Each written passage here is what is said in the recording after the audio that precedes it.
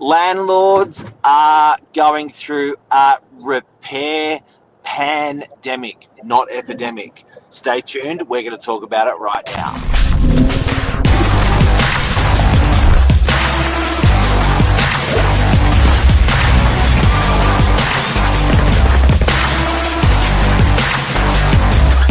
I'm the ringleader, so listen up.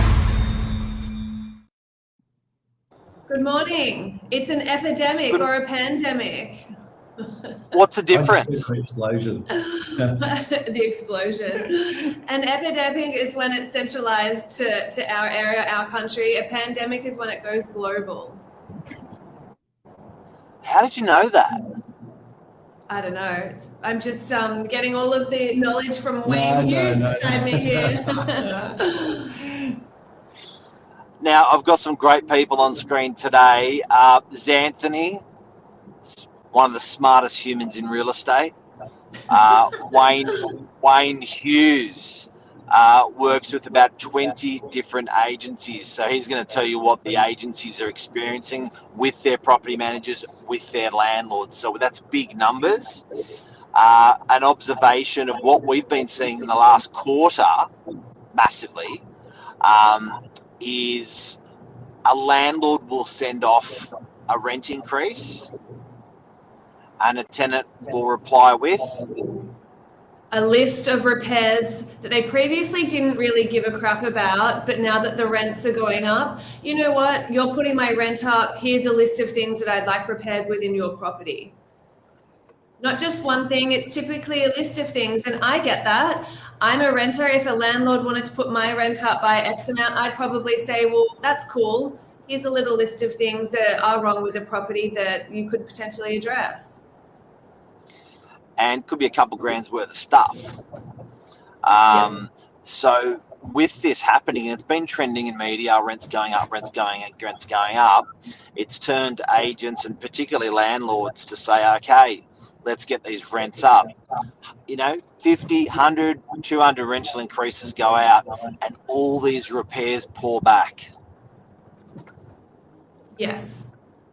It's absolutely happening, and I can understand why, but at the same time, I don't know what it's like from a landlord's point of view too, so I can't really empathize in that regard. But I can imagine that it would be a massive shock to the system whereby you have had this ongoing cash income from your investment property and you've had happy tenants for quite some time, only to then be slapped in the face with this huge big list of repairs, seeking a quote, which could be a couple of $100, it could be $100,000. And there's just so many facets of this too, because what's not covered in the media very much is the rental increases, and there's definitely a rental crisis. But the landlords haven't got such a powerful, representational lobby group. And so it's not all going the way of the landlords.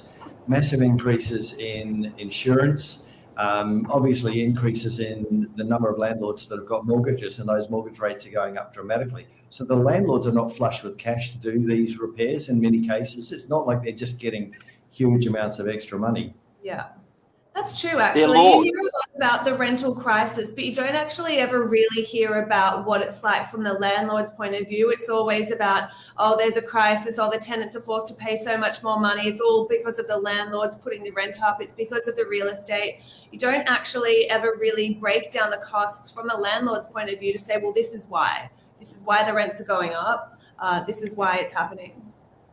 And it's quite understandable that a tenant gets a property and they want to have the best lifestyle they can get for the amount that they're paying. And it's natural human nature to think, I pay more, I need to get a better service. It's just like buying a more expensive motor vehicle or clothes or anything like that. Yeah. One of the things that you come back to too, though, is you took on a property in a state at the outset of the lease. There was an ingoing inspection carried out, and that was almost like part of the agreement about this is the state of the property that you take it on.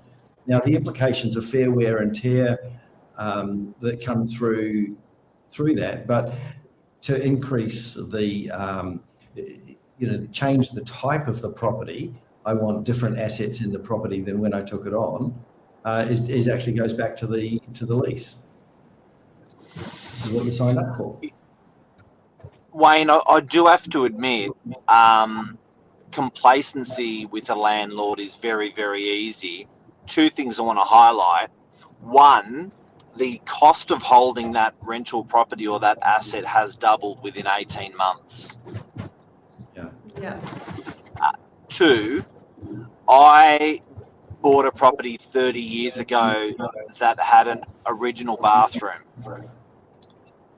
probably a 30-year-old bathroom, kitchen. I was like, young, and I'm thinking, yep, I'm going to put a new kitchen, put a new bathroom in. The property's been rented ever since. Now, here's the catch. I did the bathroom, but I never did the kitchen. I turned around to our property manager, Branca, yesterday and said, what'd the quote come in at? She said 22 grand for the bathroom, 22 grand. I did the kitchen. And I was like, shit, that can wait. And then I was like, hang on a sec. 30 years ago, that bathroom that was rubbish is now 30 years later even more rubbish. Yeah. So I get it with landlords. You sort of just, get complacent. I then went full circle with Branca and I said, what does it cost to renovate these puppies? She said, well, I'm doing a 2-bedroom apartment with a landlord at the moment. The landlord got the quote for 97 grand. And what did that include, though? What was in that quote? Big unit, brand new kitchen, brand new bathroom, floor coverings, paint, curtains, the lot. And they thought that was a lot. They got a second quote, came in at 106 grand. Plus the place is going to be vacant. That included the vacancy. Branca built the vacancy into that, which was about 14 grand. But here's my point, guys. At the moment, this has triggered tenants. Yeah, and when you look at it, the interesting maths, which is never done, and again, two things. What people watching this would rarely see is that I see a lot of year-end rental statements for properties, and you'll find that the rents coming in might be $25,000 or $30,000 per year, $500 a week or so. That's going to give you about $25,000 a year. What goes into the landlord's pocket is startling. And this is before them paying mortgage payments, but after you've paid outgoings and strata fees, council rates, insurance, if the landlord pays for that, they might be getting somewhere between $9,000 and $15,000 out of that $25,000 in their bank account. This is to the landlord. And out of that, they've got to pay their mortgage. So it's not like it's giving them huge amounts to fund a retirement or anything at the stage. So as Mark said, the trick is you've got to buy these things and hold them for 25 years until they don't produce income while they're paying off the mortgage. And then as you retire, there's a bit more coming in to fund your retirement. Point one. Point two is that landlords are not silly. Landlords will look at a renovation of, say, $10,000 and say to the property manager, if I spend $10,000 on a bathroom, how much does my rent increase? And up until recently, the rental increases generated by that expenditure has only been like $10 a week. It takes a lot of weeks to pay back $10 a week to pay back $10,000. It takes 1,000 weeks. And 1,000 weeks is years and years and years. And by the time that's done, the bathroom needs doing again. Yeah. So a lot of landlords go, well, you know what? I won't take the $10 a week increase. I won't do and that's not counting interest on the 10 grand you have to borrow to do the bathroom. I won't do the bathroom. I won't take the $10 a week, and I'll just do the bathroom up before I sell the property, if I sell it. And then I'm selling it with a brand new bathroom, not one that's 5 or 8 years old or something. So it's quite a complex set of maths that goes behind these decisions as well. It's huge, but the asset value will go up. Which is only relevant if you're selling it. True. During the course of holding it, what you're doing is actually funding a better lifestyle for the tenant. In sometimes if it's not giving you an adequate payback. And don't get me wrong, I'm not advocating that you don't do the repairs. By all means, do the repairs. There's a lot to be said for happy tenants. A lot to be said. One of the biggest expenses in rental properties is vacancy. And if you avoid vacancy by keeping your tenants happy, you're well in front of the 8 ball most of the time. Absolutely. And look, I think the reality is, guys, that the repair's going to have to be done. Thank God it was triggered, because it's only going to amass to more repairs as the years roll on. So it's giving you the opportunity to amortize those repairs over a period of time, rather than it getting to the end of a 5-year anniversary or 10-year anniversary, and you got to do this, that. There's 50 things you got to do. Yeah. I'd rather do 5 or 10 things a year than nothing, and then have to do 50 to 100 repairs, in 5 or 10 years' time. Here's another really interesting little one. I just came across this one this week. Never seen it in 25 years, but it's just popped up this week, and it's right on point for this. Had a landlord who was doing up a bathroom in a property, and he was putting a stone-topped vanity into the bathroom. It was a $4,400 vanity. So that was a different vanity than what the tenants had moved into when the property was there. Now, this was the landlord's option, that he was doing up the property at his instigation. But here's the thing. Must have been a wog. If the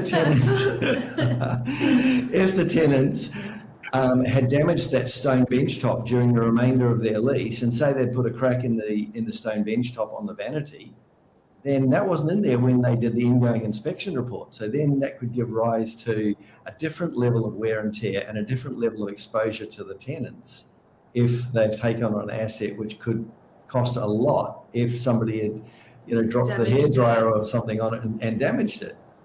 So this is a multifaceted kind of situation. I'm sure the tenants would go, wow, that's beautiful to have the new vanity in there with a lovely stone bench top. But you can see why it could give rise to a difficult situation if there'd been a damage to it. Very Absolutely. much so. And you know what else? It's the circle of life. Now you've got all the trades benefiting from rental increases going up. A lot of these trades are landlords or tenants. It's just that circle that just keeps on going. And now you need a window guy, a glass guy, a painter, or this or that. But I do like. It's hard to get them, and it's a bad time to get them. But I do like the fact that it is program maintenance. It's forcing your hand a little bit. You are getting a little bit more rent for it. It is happening in our industry. It's happening by force, quietly. Xanthony, before we came on air and we spoke about this topic, you mentioned something about the necessity of these repairs. Should we cover that? Yeah. So I was actually going to circle back to that and just position it from a tenant's point of view. You've just requested a list of all of these repairs that you've given to the property manager and landlord. If they turn around and don't do any of those repairs, what kind of leg do you have to stand on? Yeah, I'm just thinking about that conversation with husband and wife at home when they get the rental increase letter. Yeah. They're going, they're looking at it and they're going, what? And he hasn't done this, and they haven't done the curtain, and they haven't done the paint, and the paint's ridiculous, and that's always been chipped, and this and that, and then I'm going to write to them tomorrow. Yeah. And so they should. I think the bottom line is a repair is something broken. Yeah, and if it's causing health issues or a risk, then it has to be done. Well, if it's a repair, it's a repair. Do you know what I mean? If it's broken, she needs to be fixed. And this is the fine line between repairs and fair wear and tear. Yeah. Had another one where the landlord had pointed out that the bottom of a door was delaminating, and he was putting it down to a fastidious tenant who was mopping frequently, and the bottom of the door was getting wet. And he said, okay, we need to fix the bottom of the door. And one of the conversations that came out of that was, well, if we do it now, she's going to keep mopping the floor. And we love the fact that she's keeping the property clean. But then when she moves out, she's going to have to do the door again. And so what was the outcome of that was we decided that the bottom of the door at this point, it wasn't that bad, was fair wear and tear. And the conversation would be had at the end of the tenancy, depending on how bad the door had got by that point, because otherwise it's just costing the tenant more money, and the landlord didn't want to do that. He certainly wasn't, or the property managers didn't want to do that. They were very reasonable about it, looking after the tenant in that instance. It's so many scenarios. Before we go, my position on this is, Mr. and Mrs. Landlord, if you've got the budget and the tenant's going to allow you to do improvements to the property, repairs or improvements, if you can, get it done. It's going to have to get done anyway, and it's not going to amass to a bigger job later. But here's the kicker. The tenant's still paying rent while you're doing the repair.